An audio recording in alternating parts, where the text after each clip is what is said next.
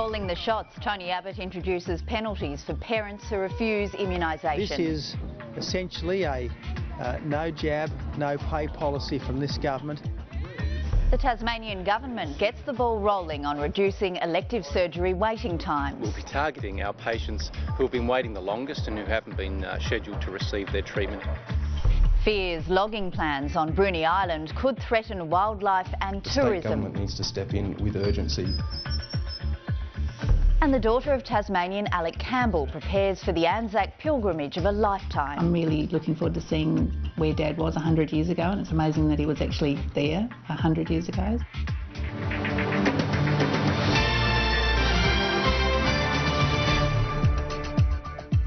Good evening, welcome to ABC News. I'm Angela Ross. Thousands of parents who refuse to immunise their children stand to lose valuable welfare payments. Childcare and family tax benefits will be denied to many who claim a conscientious objection to vaccinations.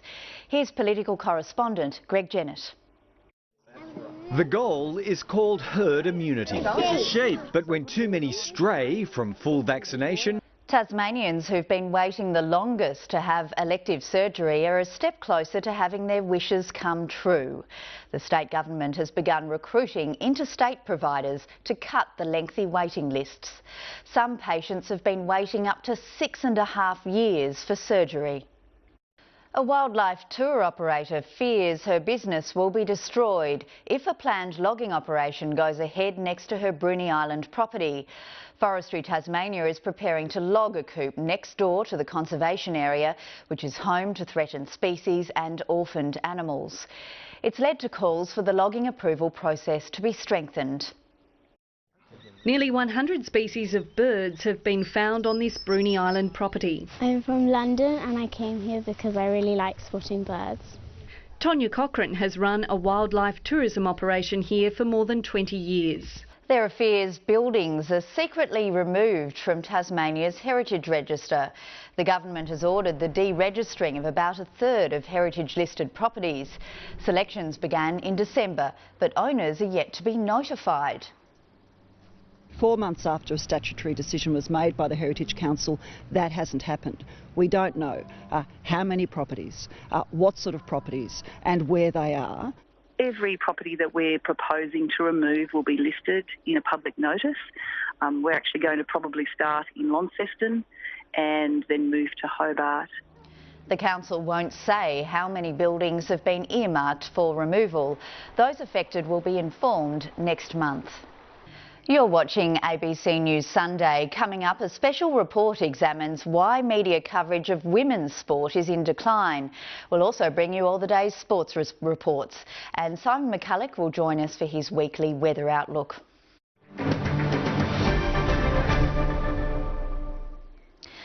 The daughter of Alec Campbell, Australia's last Anzac, will make the pilgrimage to Turkey for the centenary commemorations of the landing of Gallipoli. Tasmanian woman Felicity Tangney will meet a descendant of the last Turkish veteran during the historic trip.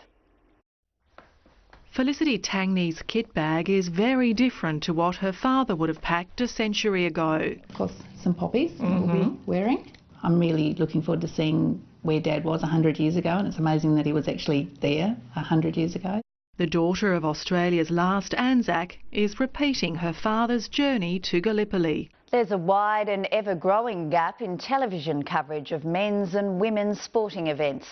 The Australian Sports Commission has found TV coverage of women's sport is plunging to new lows. But all is not lost. Netball is bucking the trend through savvy marketing and grassroots growth. Anna Mears is going to win this one. Australian sportswomen, famous or otherwise, never stop breaking world records and setting new standards of excellence. In the AFL, Essendon has claimed a stirring win over Hawthorn in a thriller at the MCG. Last night, St Kilda claimed a surprise victory over the Suns, while Sydney overpowered Port Adelaide. In the twilight match, North Melbourne was too strong for Brisbane, while at the MCG, the Bombers beat the Hawks with a goal in the final minute. Coming up against the reigning premiers, the Bombers knew a strong start would be vital. Chapman gets the first. Paul Chapman helped them claim an early lead in a bruising opening term. To the weather now, and Mandy Reynolds-Smith sent in tonight's photo of the Eastern Arthurs from Bathurst Harbour. Here's Simon. Good evening. It was cloudy at times today in the west and south. A few light showers about the south and southeast coast, but find it mostly sunny over the remainder. Maximum temperatures today were below average, although it got to 19, the state's high at Burnie. Overnight temperatures also below average, down to -1 at places like Lyowini and Lake St Clair. Hobart's range 8 to 14, Launceston 7 to 18, 17 for Devonport and 19 for Burnie. Rainfall tonight AM, some light falls about the west and south, 6 millimetres on Mount Wellington, but just 1 in Hobart. There was 4 at Cape Bruni and 5 at Mount Reid, 3 at Strawn. Satellite photo this afternoon, fairly typical of a south to southwesterly flow, but a cloud about the west and south, but clear skies in the north. And the national sequence confirms that, with this cloud pushing up from the south today, but fairly clear to our north. Fairly extensive band of cloud, especially across WA and South Australia, associated with a trough and spiralling into a low pressure system south of WA there. The chart has that low, but closer to home, this high pressure system is the main feature for Tasmania, extending high over the state late tomorrow, with pretty well fine and sunny conditions after a cold and frosty start. The high moves out to the east on Tuesday with a northeasterly flow, fine until some showers develop in the north and some late showers ahead of this trough in the west. Trough crosses on Wednesday with showers statewide, mainly in the north and west, with this front to follow on Thursday, again bringing a brief burst of showers statewide and a westerly flow to follow on Friday.